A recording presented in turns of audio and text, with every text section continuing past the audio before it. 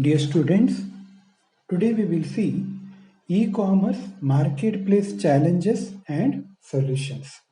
In the e-commerce, there are different concepts which affects the marketplace challenges, and those are seller and buyer retention. That is first one. Second one is connecting buyers with relevant sellers, buyers trusting the sellers.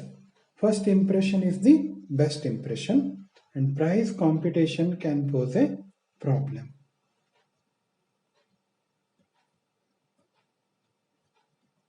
So, seller and buyer retention. While the most important challenge has always been to attract buyers and sellers to trade in the e commerce marketplace, the second next crucial problem is to make them active users of the platform for a long time. As you know, nowadays, like Amazon, Flipkart, they want to keep the customers busy by giving some offers, maybe rewards. Okay, by that, they will go on engaging the platform with that time, and that concept, seller and buyer retention. The issue of buyer retention can be solved with the help of marketing, wide range of sellers availability, and improved users experience. However, engaging a lot of sellers at once is always a problem. Therefore, the business owner should always come up with new ideas of how to keep the sellers engaged for a long time, at the same time increase their base. Okay. Second one, connecting buyers with relevant sellers.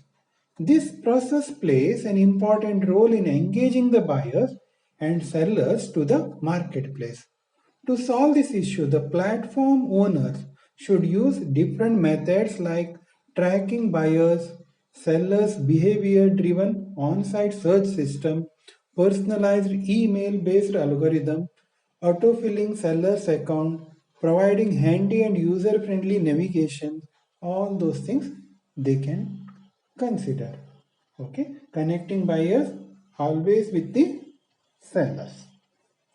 Buyers trusting the sellers. Trust between the buyers and the sellers plays a very critical role in achieving a conversion. To build the trust, the platform owners have to fall back on traditional ways of feedback, giving a digital twist. That is, testimonials or rating the system, maybe the review the system, maybe the social base with the website like Facebook, maybe the mail system can be added with the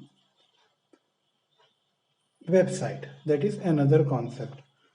Another one is first impression is the best impression. This proverb is true to its truest sense when it comes to e-commerce marketplace. It is very important to provide the best user experience to your customers on any device through which they are accessing your platform. That means you have to design a website which is suitable for all type of devices. All type of devices means maybe the mobile layout is different, tab layout is different, laptop layout is different, desktop layout is different. On that basis you have to design the website to look it nice. Okay. Price competition can pose a problem.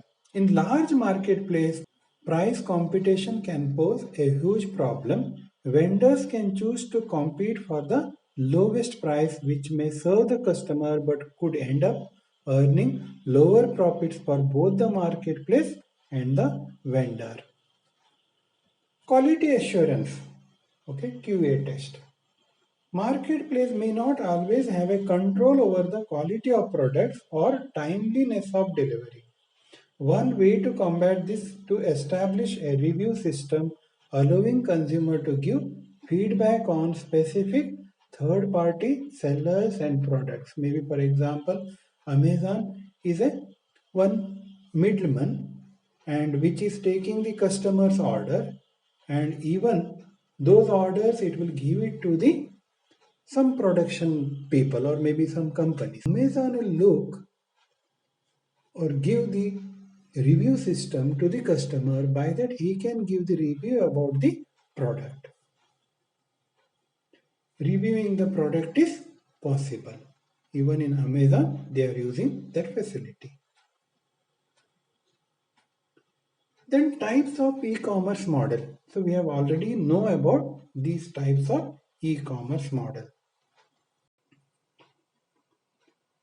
Sometimes there may be questions on mobile commerce, what that mobile commerce is. Mobile commerce is also called as m-commerce, uses mobile devices like the mobile phones as can carry out online transactions. Nowadays, web designers are trying to optimize website so they can easily view on mobile phones and to allow the use of this model. Mobile commerce conduct commerce using a mobile device. And what all services are available on mobile ticketing, mobile vouchers, coupons and loyalty cards. That is, mobile ticketing technology can also be used for distribution of vouchers, coupons and loyalty card. These items are represented by a virtual token system. Then content purchase and delivery. Then location based services. Location of the mobile phone user is an important piece of information used during mobile commerce transaction. Information services. A wide variety of information services can be delivered to mobile phone users in much the same way as it is delivered to PCs. These services include news, stock codes, sports scores, financial records, and traffic reports. Mobile banking. Banks and other financial institutions use mobile commerce to allow their customers to access account information and make transactions such as purchasing stocks, remitting money, etc. Mobile storefront. Mobile phone as a touch-sensitive handheld computer has for the first time made mobile commerce practically feasible. Mobile brokerage. Stock market services offered via mobile devices. Share trading can be done by the help of mobile. Auctions. Unlike traditional auctions, the reverse auction or low bid auction bills are possible on the mobile. Even the browsing is possible.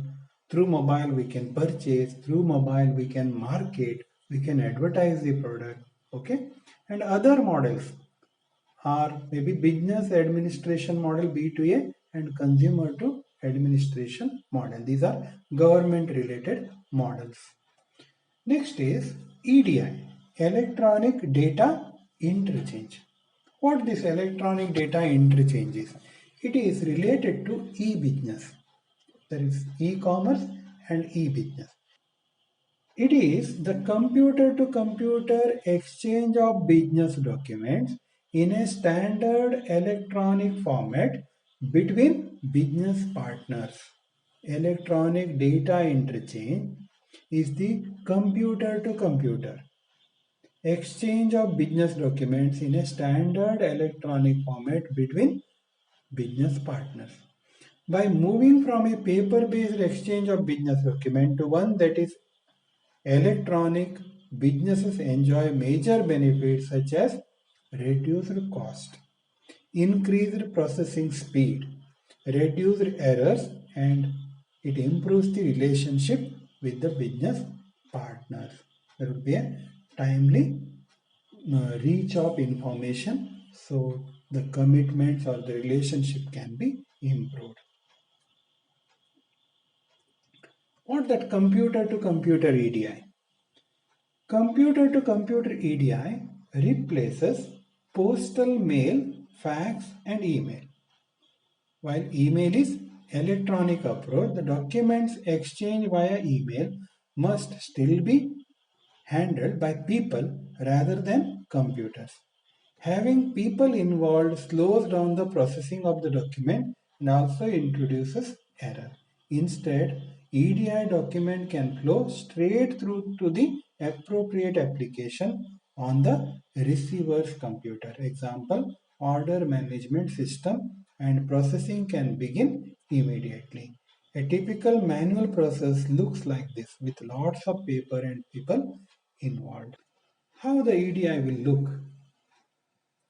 A typical manual process looks like this with lots of paper and people involved. You can see buyer generates purchase order. Maybe for example, I want to purchase one product. I will put one purchase order. Purchase order means giving intimation to the creditors or to the dealers or distributors. So we want these items. Okay, that is called as purchase order. Afterward, supplier enters that order into internal system and prints an invoice. Okay, he will take that order and he maintains that one in his internal system and prints the invoice. Then the next step is buyer enters invoice into internal system for processing. Okay, then they will send the invoice to the party. This is manual method. But in the EDI, the process will be simple. There will be no paper and no people are involved. Buyer's internal system, directly if the purchase order is made, it goes to the supplier's internal system and the invoice will be generated and returned back. So within a fraction of minute. Okay, that's the advantage of electronic data interface. Business documents. What that business document is? Any document that are typically exchanged between two businesses, we'll call it as a business document. The most common document exchanged via EDI are purchase orders, invoices, and advance ship notices. Okay, but there are many others such as bill of lading, custom documents, inventory documents, shipping status documents, and payment documents. There is one standard format for the EDI. There are several EDI standards in use today, including ANSI, EDI FACT, TRADCOMS, and EBXML. And for each standard, there are many different versions. Example, ANSI 5010 or EDI FACT version D12. Release A, when two businesses decide to exchange EDI document, they must agree on the specific EDI standard and version. That means when the two computers are involved in this communication, in both the sides there must be same software. Okay, then only we can communicate with each other. That is the standard.